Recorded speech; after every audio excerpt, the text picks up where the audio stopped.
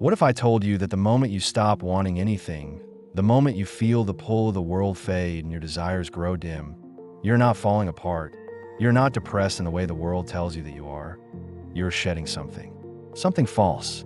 Something you carried for so long that you mistook it for yourself. You wake one morning and the things that used to excite you feel distant, hollow, like echoes in an empty room.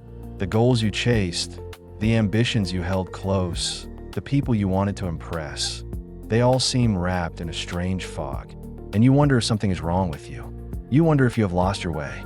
But what if this emptiness is not an ending? What if it is the first honest breath you have taken in years?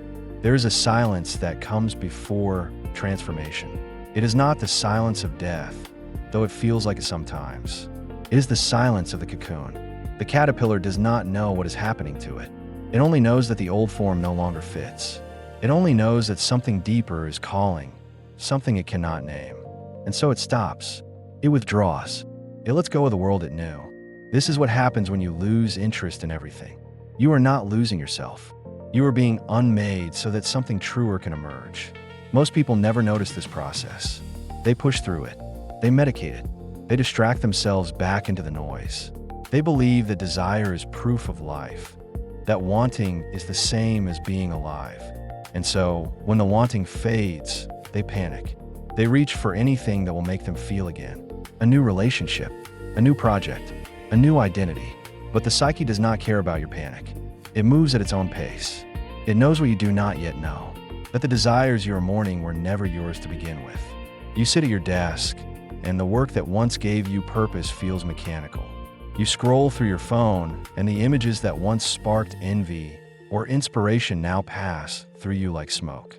You think about the future, and it feels blank, not in a terrifying way, but in a way that is almost peaceful, as if the script you were reading from has been gently taken out of your hands.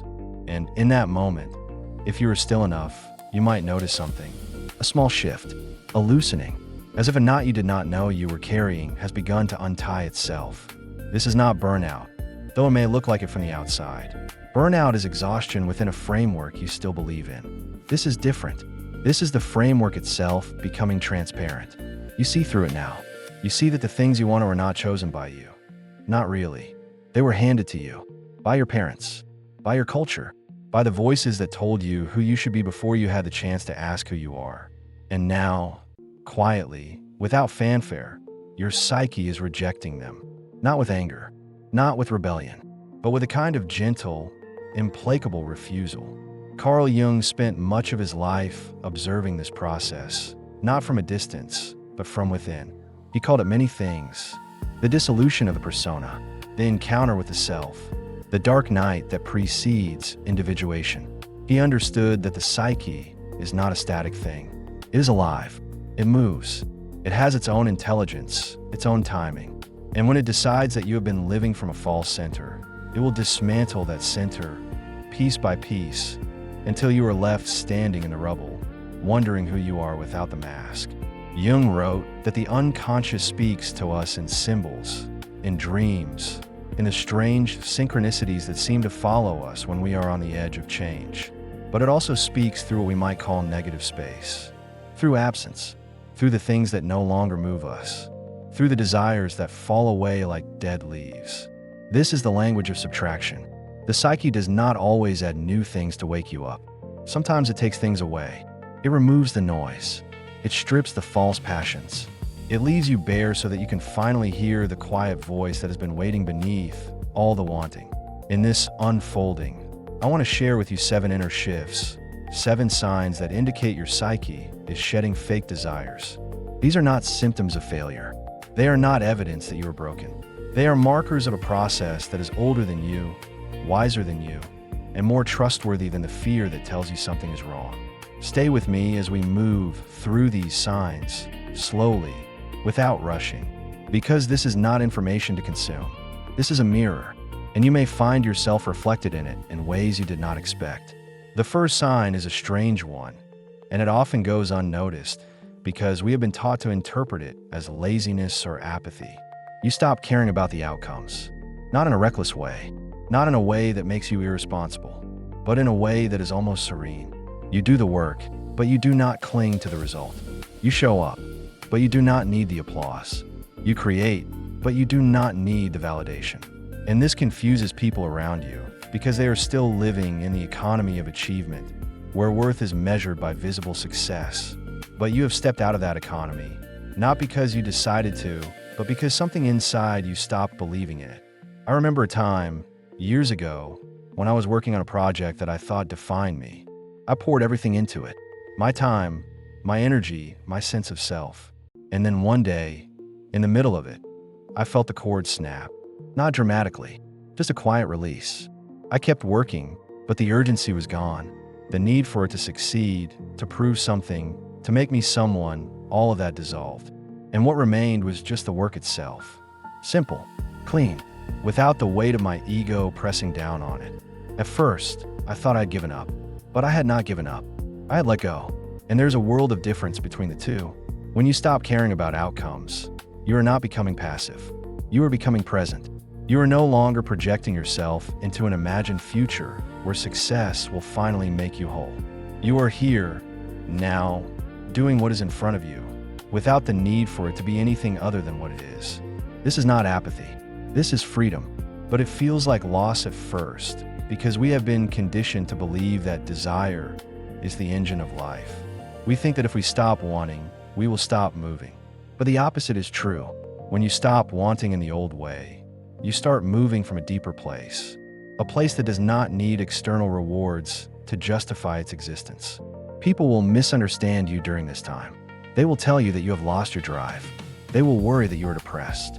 They will try to motivate you with the same carrots that no longer work, and you will not know how to explain it to them, because the language for this shift does not exist in the world they are still living in. So you will smile, you will nod, and you will continue moving through your days with a quietness that they mistake for resignation. But you are not resigned. You are awake. You are awake to the fact that the game you were playing was never yours. And now you're learning to play a different game. One without winners or losers. One where the point is simply to be. The second sign is even subtler, and it often arrives as a kind of disinterest in social performance. You stop wanting to explain yourself. You stop needing to be understood. Conversations that once felt important now feel exhausting. Not because the people are bad, but because the script is tired. You know the lines. You know the roles. You know what you're supposed to say to fit in, to be liked, to maintain the image. And you just do not want to do it anymore. Not out of arrogance, not out of disdain, but out of a deep, bone-tired honesty that can no longer pretend. This is where the persona begins to crack. Jung spoke of the persona as the mask we wear in the world, the social face we present to meet the expectations of others.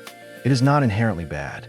We need it to function, to navigate the complexities of human interaction. But when the persona becomes the only thing we know, when we mistake the mask for the face, we lose touch with the self. And the psyche will not allow this indefinitely.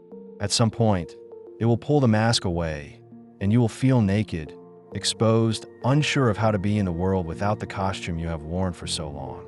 I have sat in rooms full of people, smiling, nodding, playing the part, and felt a strange distance open up inside me, as if I were watching myself from somewhere else, as if the person speaking was not really me, but a character I had learned to perform. And for a long time, I thought this distance was a problem. I thought it meant I was disconnected, alienated, somehow failing at being human. But over time, I came to understand that this distance was not a symptom of disconnection. It was the beginning of discernment. It was my psyche creating space between who I had been pretending to be and who I actually was. And in that space, something new could emerge. When you stop wanting to perform, you will lose some people. Not because they are bad people, but because the relationship was built on the performance. They liked the version of you that agreed with them, that mirrored them, that made them feel comfortable. And when you stop doing that, when you stop contorting yourself to fit their expectations, they will feel the shift. They will say you have changed, and they will be right. But what they do not understand is that you have not become someone else. You have simply stopped being someone you never were. This is a lonely time. There is no way around it, because the old connections no longer nourish you, and the new ones have not yet formed. You are in the in-between, the liminal space, the threshold, and thresholds are not comfortable places. They're not meant to be. They are meant to be crossed, but you cannot cross them quickly. You have to stand there for a while. You have to let the old world fall away before the new one reveals itself. And in the meantime, you sit with the silence. You sit with the discomfort of not knowing who you are without the mask. And slowly, so slowly you almost do not notice, a new face begins to form. Not a mask this time, a face. Your face. The third sign is a shift in how you relate to time. You stop rushing, not because you have more time, but because the urgency that once drove you has dissolved. You used to feel that you were running out of time, that you had to achieve certain things by certain ages, that there was a timeline you were supposed to follow. And now that timeline feels arbitrary, like a map to a place you no longer want to go. You move slower. You take longer pauses. You let tasks remain unfinished without the anxiety that used to accompany incompletion. And this is not procrastination. This is presence.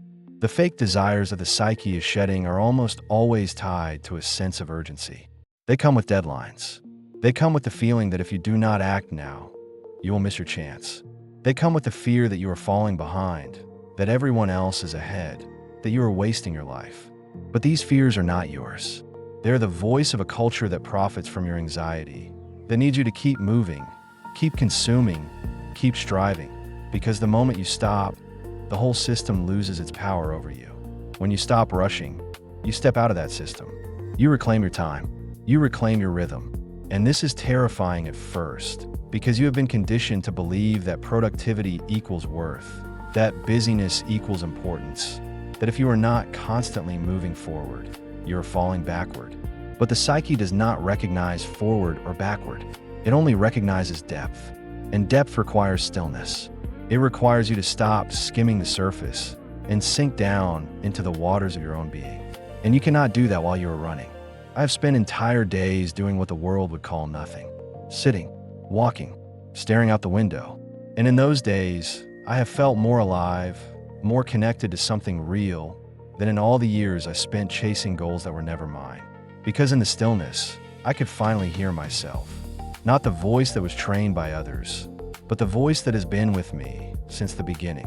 The voice that knows what I need, what I love, what is true for me. And that voice does not speak in urgency. It speaks in whispers. And you can only hear whispers when you are still. The fourth sign is a growing disinterest in comparison. You stop measuring yourself against others. You stop scrolling through social media with that subtle ache of envy or inadequacy. You stop caring who is further along, who is more successful, who has what you do not have. And this is not because you have achieved some enlightened state of non-attachment. It is because the framework within which comparison made sense has collapsed. You are no longer playing the same game, so the scoreboard is irrelevant. Comparison is one of the primary ways fake desires are implanted. You see someone with something, and you decide you want it too, not because it resonates with your soul, but because it represents status, safety, or belonging. You want a relationship because it looks happy. You want the career because it looks impressive. You want the body because it looks desirable. But none of these want come from your center. They come from the periphery, from the part of you that is still looking outward for validation, for proof that you are enough. When the psyche begins to shed these desires, comparison loses its grip. You see someone else's success and you feel nothing. Not bitterness, not envy, just a kind of neutral acknowledgement. Good for them. And you move on, because their path is not your path. Their desires are not your desires. And for the first time, you are beginning to sense what your desires might actually be beneath all the noise. And they are quieter than you expected. Simpler, more specific, less about image and more about essence. I remember the moment I stopped wanting to be like anyone else. It was not a dramatic realization. It was more like a slow exhale. I was looking at someone I used to admire, someone whose life I used to envy, and I felt nothing. No pull, no longing, just a clear recognition that their life was theirs and mine was mine. And in that recognition, I felt a kind of relief I had not known I was waiting for. Because as long as I was comparing, I was not living. I was performing. I was measuring. I was trying to become someone I was not. And the moment I stopped, I could finally begin to discover who I was. The fifth sign is a strange pull towards solitude, not loneliness. Solitude. There's a difference. Loneliness is the ache of disconnection. Solitude It's the richness of being alone without needing to fill the space. You start to crave time by yourself. You turn down invitations not out of rudeness, but out of a deep need to be still, to be quiet, to be with yourself without distraction. And people do not understand this. They think you are isolating. They think you are withdrawing. And in a way you are. But you are not withdrawing from life. You are withdrawing from the performance of life so that you can find the life that is actually yours. Solitude is where the false self cannot survive. It needs an audience. It needs feedback. It needs the constant reinforcement of others to maintain its shape. But when you are alone, truly alone, the false self has nothing to hold on to. It begins to dissolve, and what remains is raw, unformed, uncertain. It is uncomfortable. It is vulnerable, but it is real. And the psyche knows that you cannot build a true life on a false foundation. So it pulls you into solitude, into the space where the false can fall away and the true can begin to take shape. I have spent months at a time speaking to almost no one, not because I was avoiding people, but because I needed to hear myself. I needed to know what my thoughts sounded like without the influence of others. I needed to feel what my feelings felt like without the pressure to explain them, to justify them, to make them acceptable. And in that silence, I met parts of myself I had never known. Parts that had been drowned out by the noise of the world. Parts that were shy, uncertain, but deeply, unmistakably mine. Solitude is not a permanent state. It is a passage. You do not stay there forever, but you need it for a time. You needed to shed the voices that are not yours. You needed to remember what your own voice sounds like. And when you emerge from it, you will not be the same. You will be quieter, perhaps, less eager to fill the silence, less willing to compromise your truth for the comfort of others. And some people will not like this new version of you. But the people who matter, the people who see you, will recognize that you are more present, more real, more yourself than you have ever been. The sixth sign is a shift in your relationship with meaning. You stop looking for grand purposes. You stop needing your life to mean something in the eyes of the world. The big narratives, the hero's journey, the idea that you are here to change the world or leave a legacy, all of that starts to feel hollow. Not because it is wrong, but because it is not yours. It was borrowed. It was a story you were told about what a meaningful life looks like. And now you are discovering that meaning is not something you find out there. It is something you create in here, in the small, quiet moments that no one else sees. This is one of the most disorienting shifts, because we have been taught that meaning comes from achievement, from contribution, from making a mark. And when you stop believing in that, you can feel unmoored, purposeless, adrift. But this is not the absence of meaning. This is the stripping away of false meaning so that true meaning can emerge. True meaning is not loud. It is not impressive. It does not require an audience. It is found in the way you make your coffee in the morning, in the way you listen to a friend, in the way you sit with your own pain without needing to fix it. It is found in presence, not in productivity. Jung spoke of the self as the organizing center of the psyche, the deeper intelligence that guides us toward wholeness. And the self does not care about your resume. It does not care about your achievements or your accolades. It cares about whether you are living in alignment with your own truth, whether you are becoming who you are meant to be, not who you were told to be. And sometimes, becoming who you are meant to be looks like nothing from the outside. It looks like retreat. It looks like failure. It looks like giving up. But on the inside, it is the most courageous thing you have ever done. I used to think my life had to mean something big. I used to think I had to do something important, something that would be remembered. And that belief drove me for years. It pushed me to work harder, to strive more, to sacrifice my well-being for the sake of some imagined future where I would finally matter. And then one day, I realized that I already mattered, not because of what I had done, but because I was here, because I was alive, because I was part of the intricate, mysterious web of existence. And that was enough, more than enough. And in that realization, the pressure lifted. The weight I had been carrying, the weight of needing to be significant, dissolved. And what remained was simple. I could just live. I could just be. And that was the most meaningful thing of all. The seventh sign is perhaps the most paradoxical. You start to feel more alive in the emptiness than you ever did in the fullness. The absence of desire, which once felt like depression, starts to feel like peace. The lack of direction, which once felt like failure, starts to feel like openness. You are not chasing anything, and yet you are more present than you have ever been. You are not striving, and yet you are more engaged with the moment.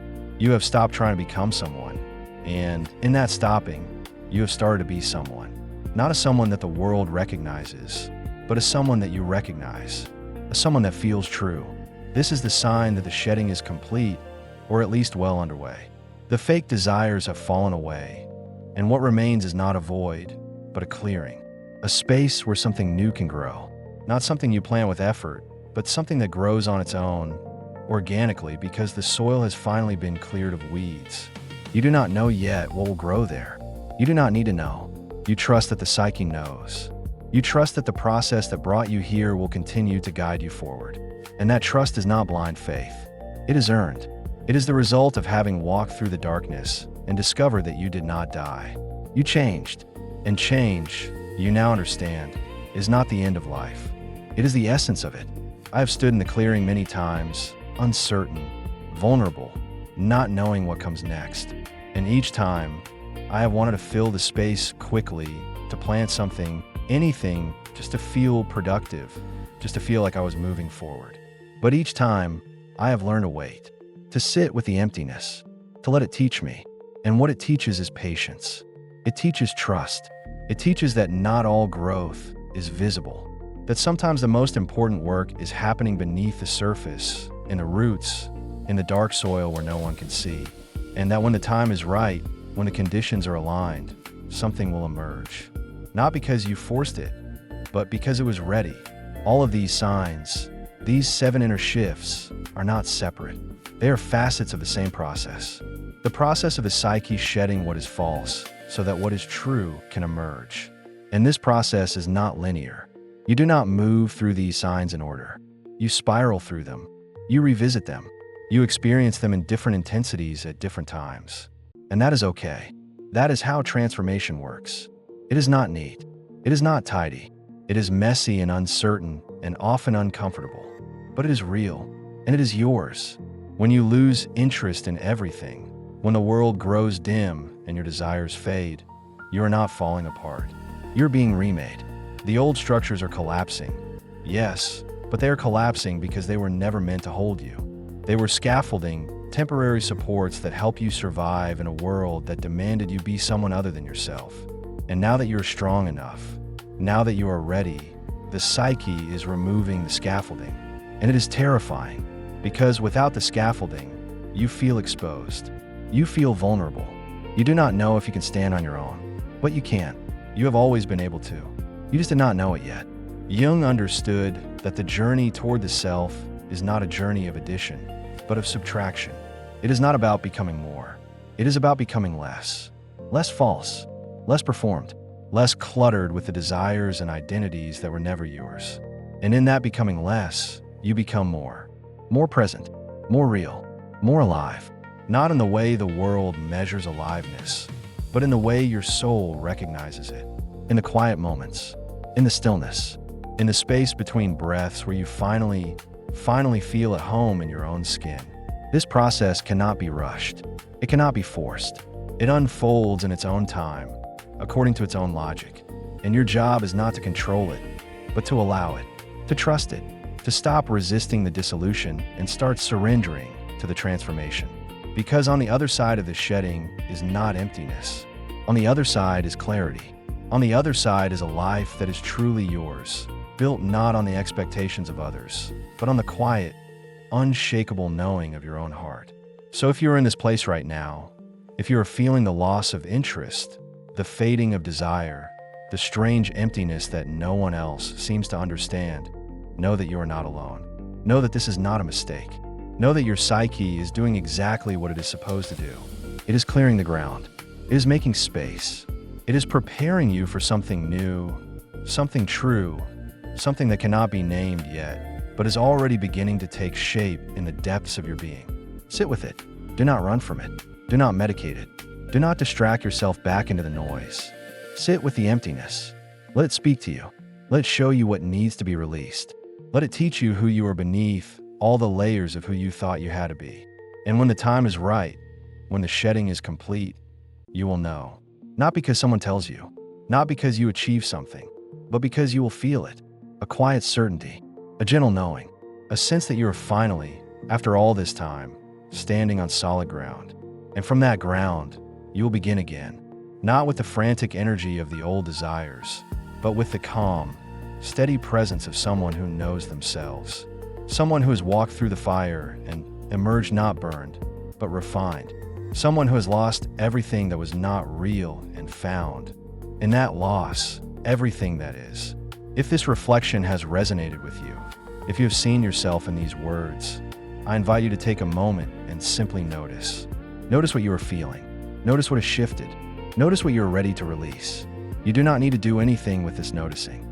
You do not need to fix anything or change anything. Just notice, because noticing is the first step, and sometimes is the only step you need. You might also take a few minutes to write, not to analyze, not to solve, but simply to let your thoughts flow onto the page. Let the words come without judgment, without editing. Let them be messy and uncertain and incomplete, because that is where the truth lives.